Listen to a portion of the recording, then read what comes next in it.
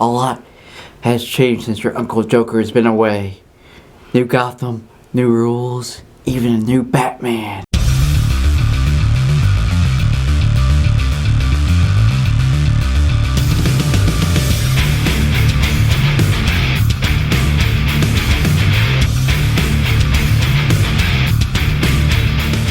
Welcome back to the Real Screen Team. I'm Andrew Thomas. I'm here with fellow Batman Christopher Johnson. Hello, everyone. And we're finishing up our tribute to Kevin Conroy with Batman Beyond, The Return of the Joker. Another film that I never got to see all of, but I'm very happy I finally got to watch all of it. I watched both versions of it. The censored and uncensored? Yeah, the censored I got from a rental when we had rental videos, yeah.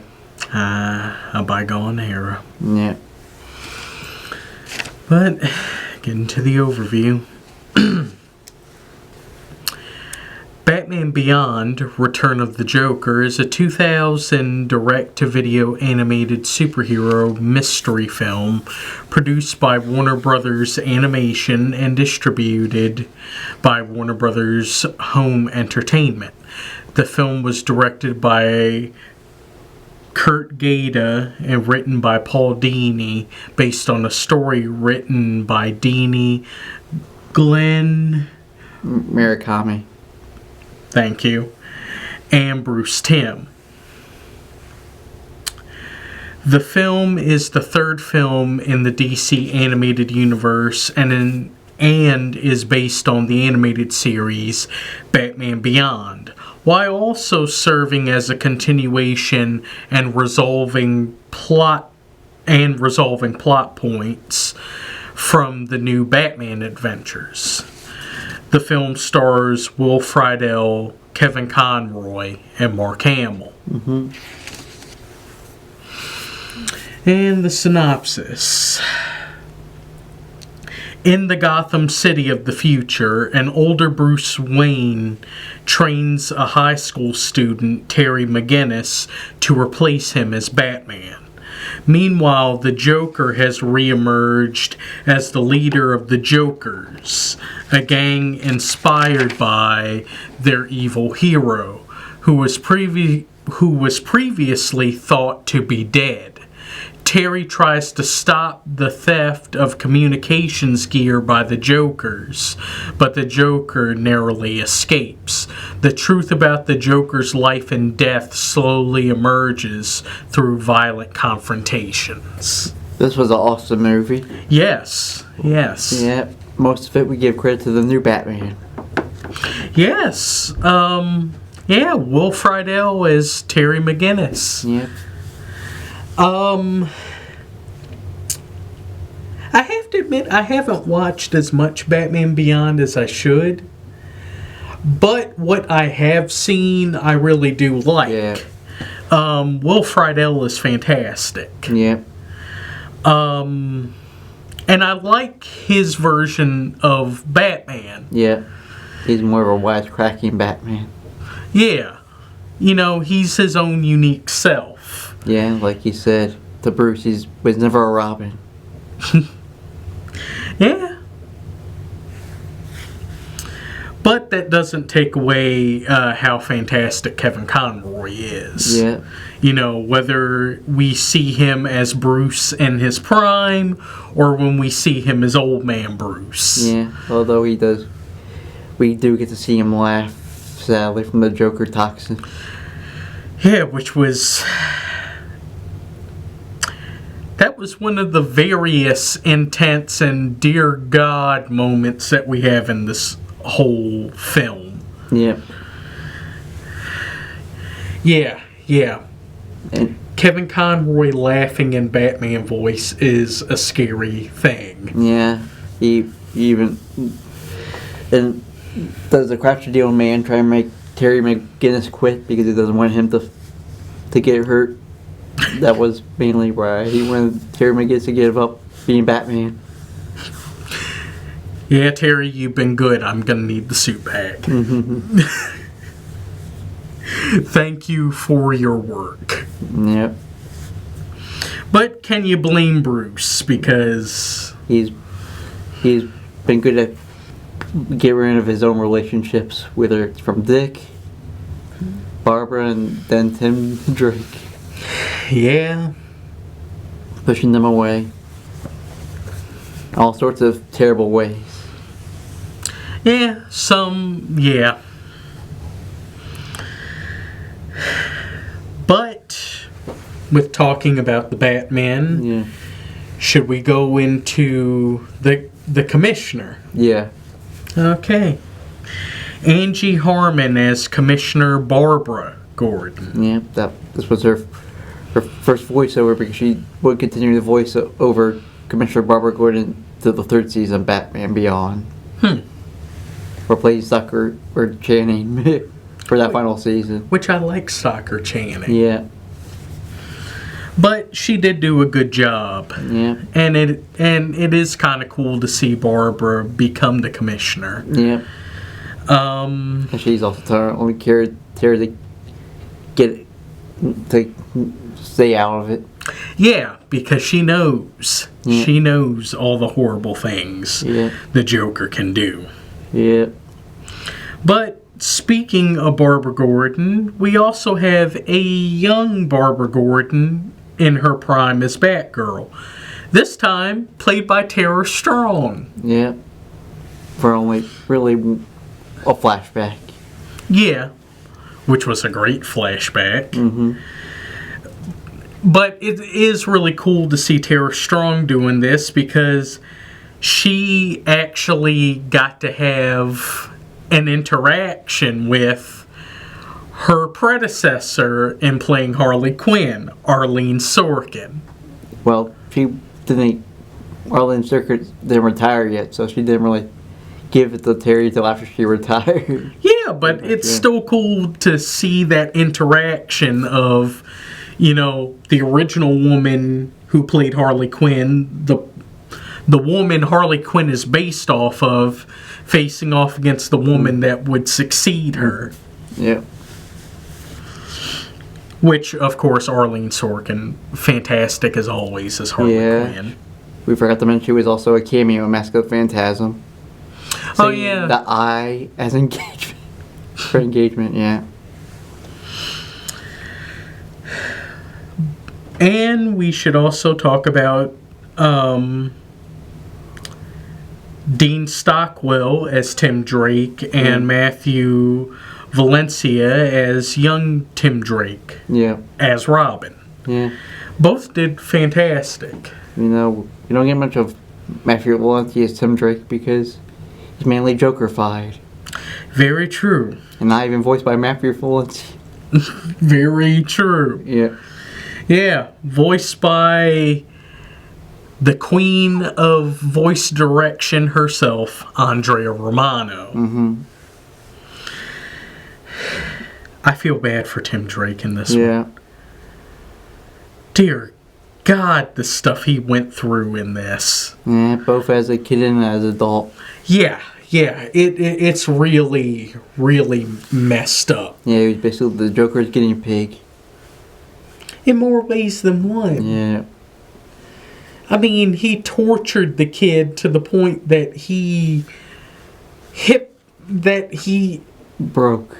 He broke him and turned him into Joker Jr. Yeah. with his crazy look and his giggling, which... How did Warner Brothers get away with this? I mean, that was some really disturbing stuff. I mean, look at this. That's some really messed up stuff. Mm-hmm. Good Lord. And then, We'll get to the reveal of what happened to adult Tim Drake later. Yeah. Which I also feel bad for him because the terror you see in him when he sees, the Joker is back. Mm-hmm. All the PTSD flash before his eyes. Mm-hmm. But speaking of that, why don't we get into the main man himself, Mark Hamill as the Joker. Yeah. And as the red herring, Jordan Price. Yeah. He does dual roles, yep.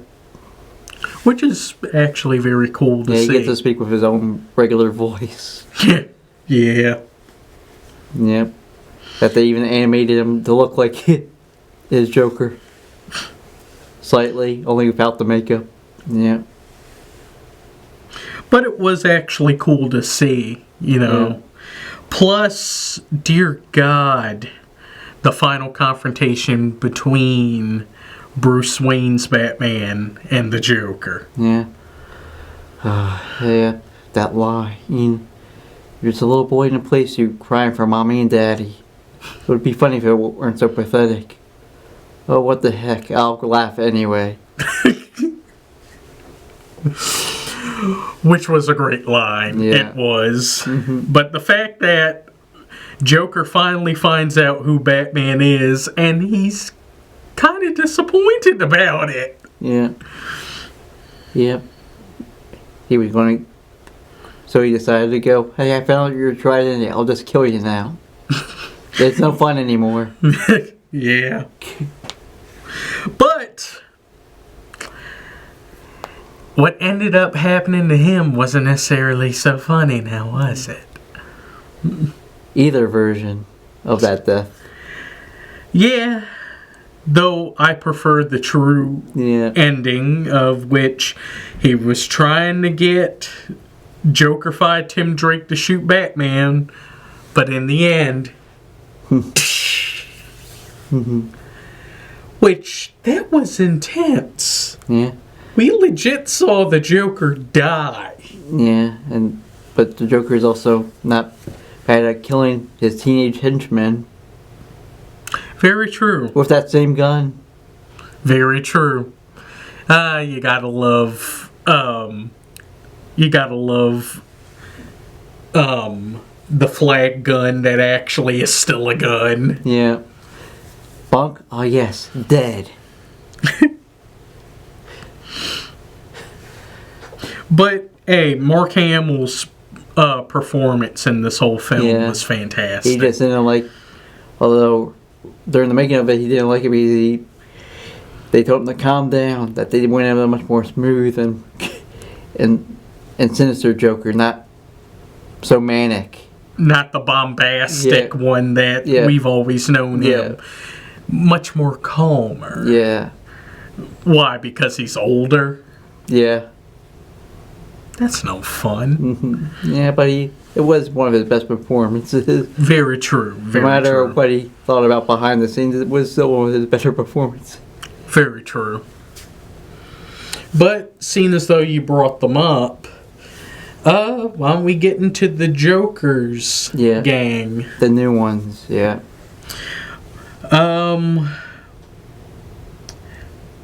I guess start with the one who got taken out first. Henry Rollins as Benjamin Knox, a.k.a. Bonk. Yeah. He was hot-tempered and talked back to the Joker, which Joker didn't like, which will edit and up his death. Don't do. You don't talk back to the Joker. Mm-hmm. But then again, you can do anything and the Joker will probably end up killing you. Mm-hmm. I mean, you don't laugh at his jokes. You do laugh at his jokes. You're out of uniform. Mm-hmm. Yeah, but poor Bonk. Don't worry, he gets sort of resurrected in an alternate timeline in Justice League Unlimited. Voiced by a different actor, but... They didn't even get Henry Rollins to come back? No. Oh, come on. He was great. No. And as someone who is a fan of heavy metal, come on. Yeah. But we should also get into Don Patrick Harvey as Charles Bunce, a.k.a. Chucko. Yeah. The one who really leans into the whole clown gimmick. Yep. He was okay with what we saw of him. Yeah, he's mainly the yes boy who does what the Joker tells him. Yeah. Including sending out the orders to go kill Terry, who he doesn't know is Batman. And we have Melissa Joan Hart playing a dual role as Delia and Deidre Dennis, a.k.a. collectively known as Dee Dee. Yeah, Terry's big weakness, getting beat up by Bambi and Thumper version of the animated series. Which I love that. I love that that's a nod to Bambi and Thumper from Diamonds Are Forever. Yeah.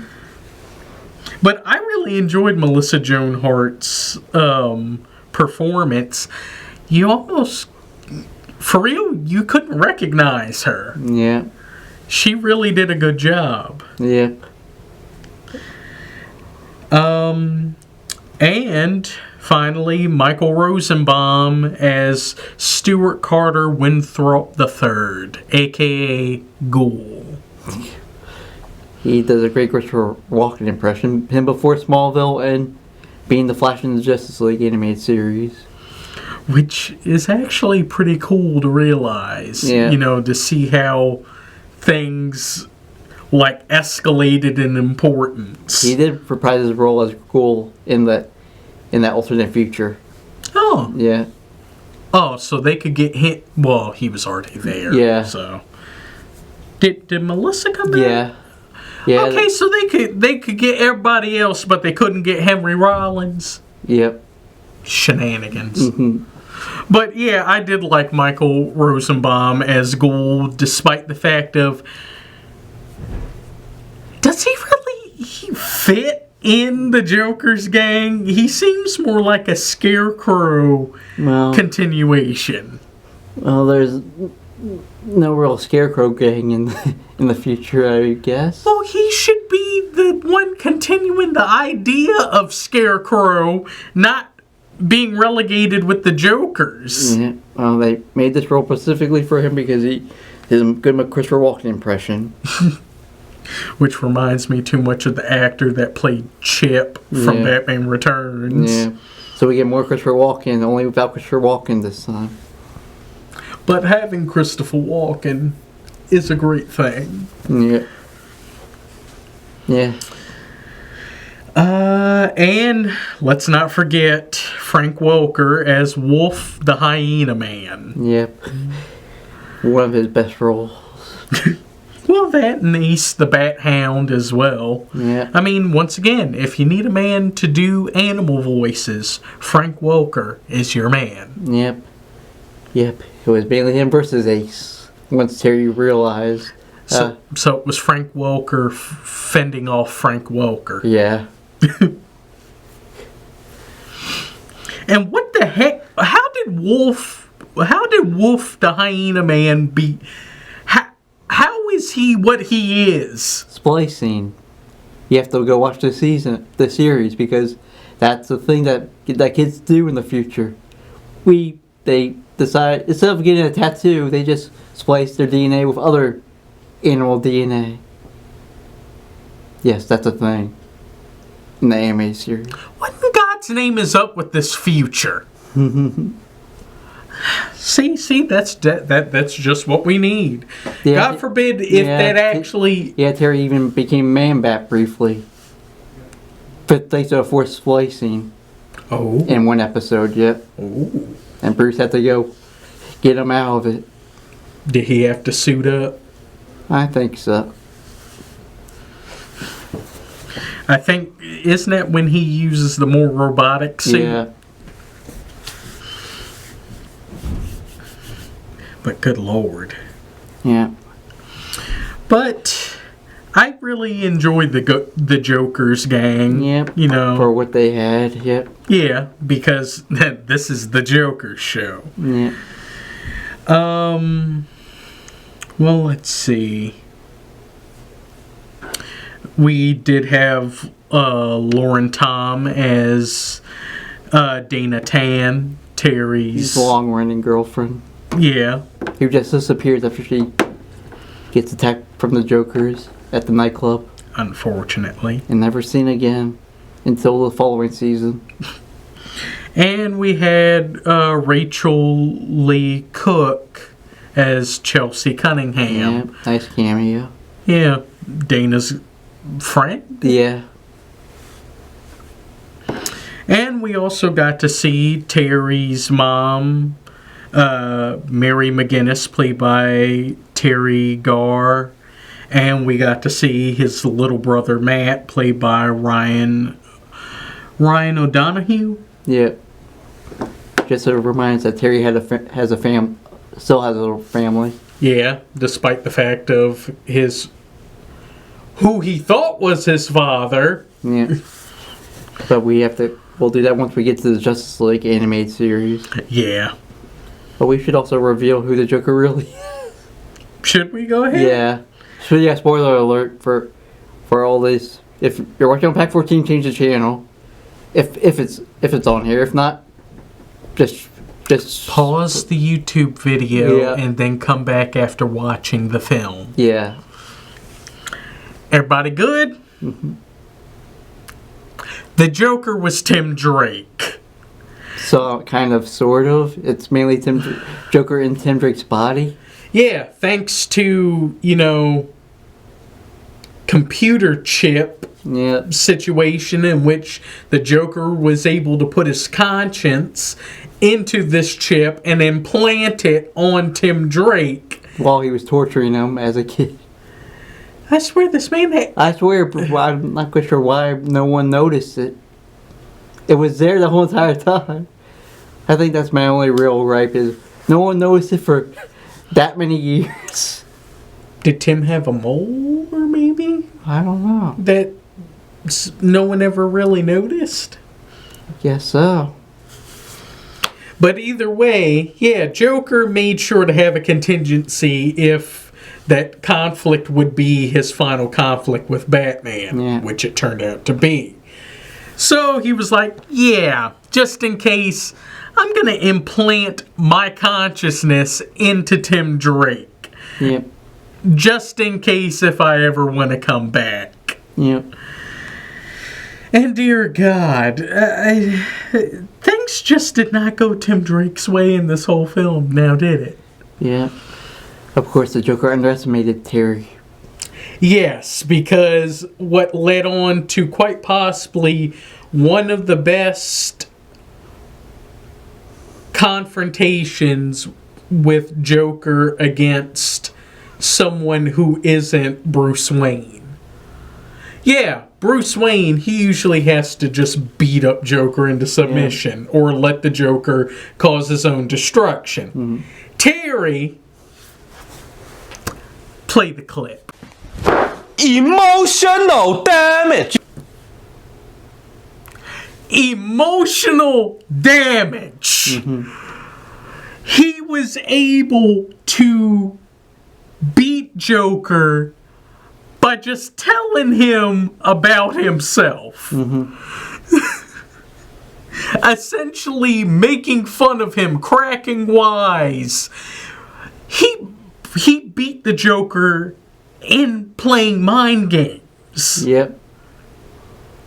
That was the best part of it. Yes. I give Will Friedle all the credit in the world. Especially that laugh. Yes. Yep, so Terry solved the mystery that everyone needed to do was to defeat the Joker was just laugh at how pathetic he is. Yes. Emotional damage. Yeah. Oh, man. And also, in the words of Panda Red, you have no idea how many pants would turn into diapers if we ever saw Batman laugh. But I get we should go to the score. Or well, more of the good. Yeah. I mean, the plot was fantastic. We got another actual detective story, which... All three of them are all detective stories in some way, but two of them are actual mysteries. Yeah. Which... The reveal was kind of spoiled for me, but it was still a good idea. Yeah. You know, it was really good. Everyone's voice acting was fantastic, but I gotta give all the applause to Will Friedle, Kevin Conroy, and Mark Hamill. Yeah. Yeah, not afraid to have characters die now, did they? No. And it's also their first PG-13 animated movie. Oh. Yeah. In this timeline, yeah. Well, it deserved it. I mean, we saw 2 people get shot. Yeah. I like the fact that this showed the proper conclusion for the new Batman adventures. Yeah. And it was a continuation of Amanda Waller's whole DNA. Yeah, which we don't know until Justice League, yeah. Yeah. And, you know, the cameos we had with Andrea Romano being the laughing voice for Joker Jr., Yeah. Rachel Lee Cook, Yeah. and we even had a little one of Bruce Timm. Yeah. He's usually the main Joker in the Jokers in the Batman Beyond show. Oh, what? He's Joker King? Yeah, he's the leader of the Jokers, yeah. Oh. Yeah, but here he's just guard. Well, that means I'm going to have to get Joker King at some point. Yeah. And it was also cool to find out, one, Harley Quinn did survive. Yeah. 2, They did that to calm Paul Dini down. He was upset that they killed off Harley Quinn. So they revised the script for the ending. They're like, oh, no, he's back. Oh, she's back. yeah, she just apparently got married or may have had a kid with Joker. I don't know, but either way, Dee Dee are Harley Quinn's granddaughters. Yeah. My God. Yep. And the fact that she got on their case. Yep.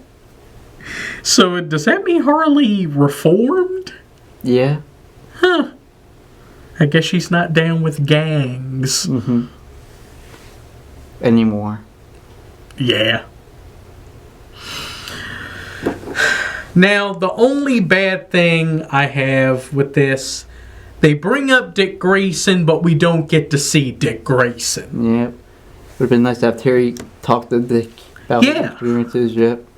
I mean, that's another person that had a great deal of confrontations with the Joker. Yeah, and also, still as far as we know, still has a grudge against Bruce. Yeah. For other reasons, which we'll go into more when we discuss the bad animated movies. Yeah. Yeah.